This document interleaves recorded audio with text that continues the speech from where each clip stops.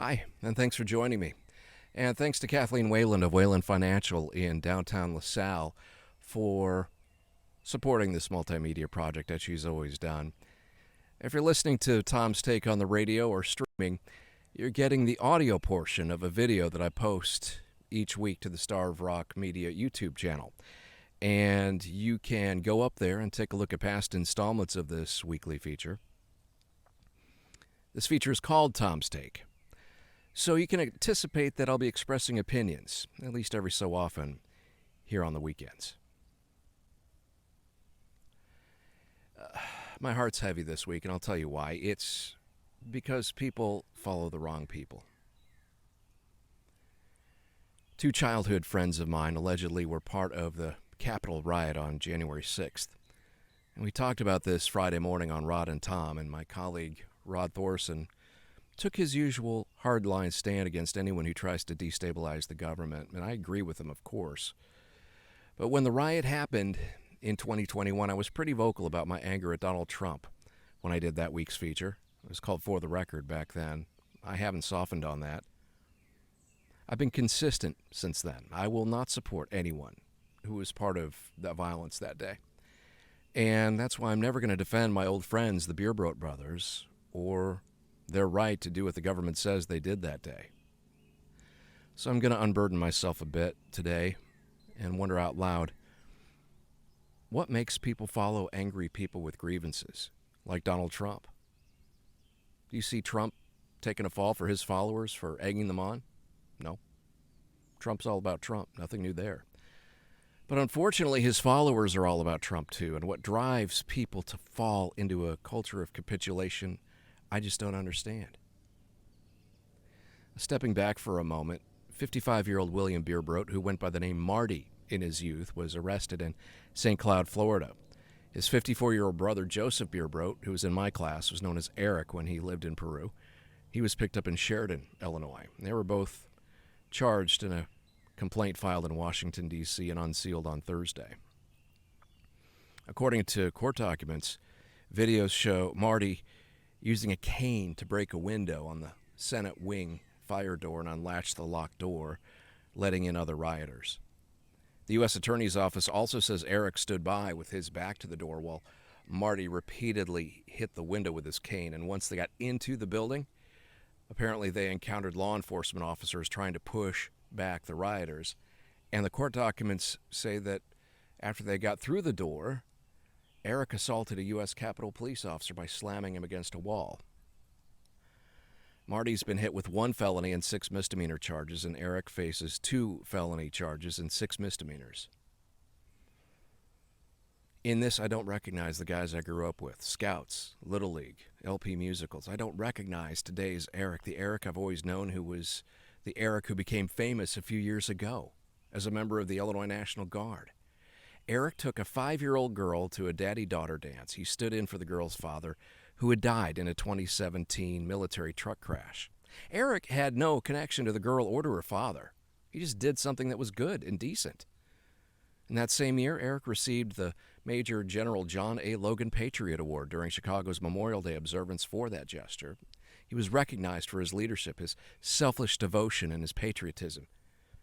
And now my childhood friend joins more than 350 other people charged with assaulting or impeding law enforcement at the U.S. Capitol on January 6, 2021. What changed them? What drove them to allegedly do something that they'd never have thought possible when we were teenagers? Were they angry? Were they aggrieved? Maybe in the ideal frame of mind to latch on to some leader who called to them to D.C. on January 6th. We've been tracking the story of something that runs parallel on a much, much smaller scale. The so-called accountability angel has been sentenced to 6 weekends in the LaSalle County Jail after being found guilty last month of 3 misdemeanors. A 31-year-old Angel farmer of Peru was also put on 2 years probation, ordered to attend anger management sessions and not to enter LaSalle County Courthouse for 2 years unless she arranges a visit in advance.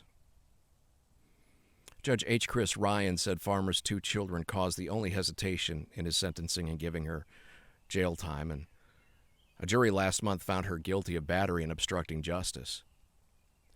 They agreed with prosecutors who said the self-proclaimed independent journalist had made physical contact with courthouse security.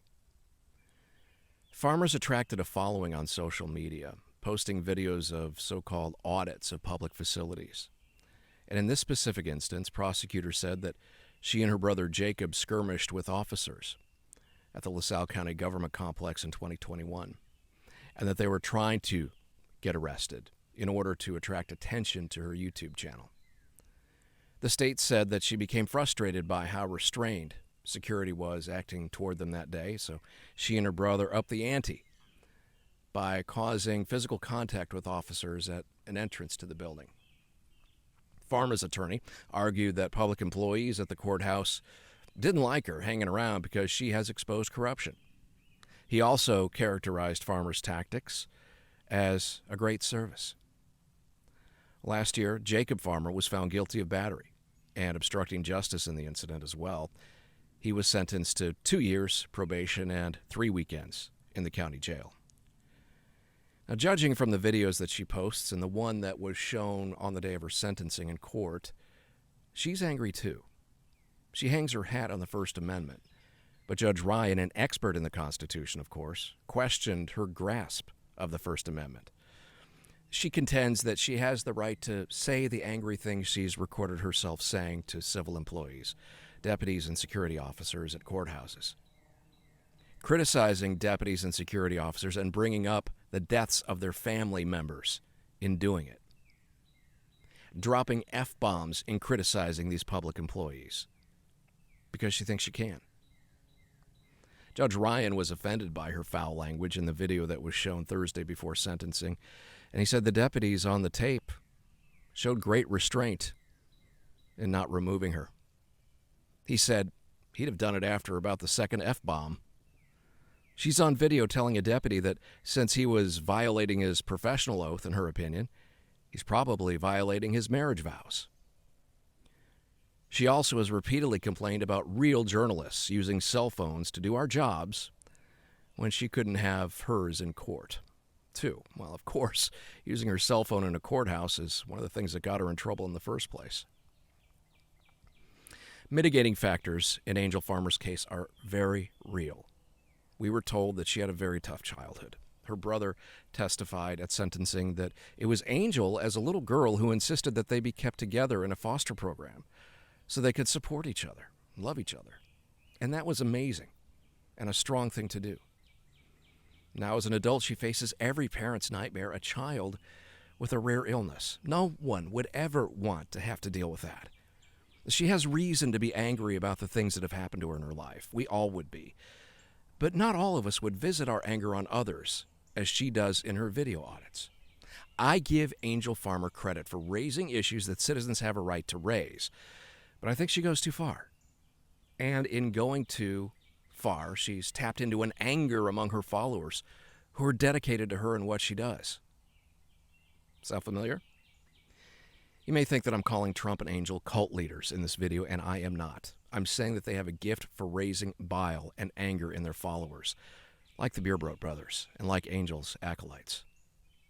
Angel may now tap into that anger again and suggest that her followers call me as they have before, and as it's alleged that she had done toward the courthouse before sentencing this past week. I have no confirmation on that, by the way. It was discussed, though.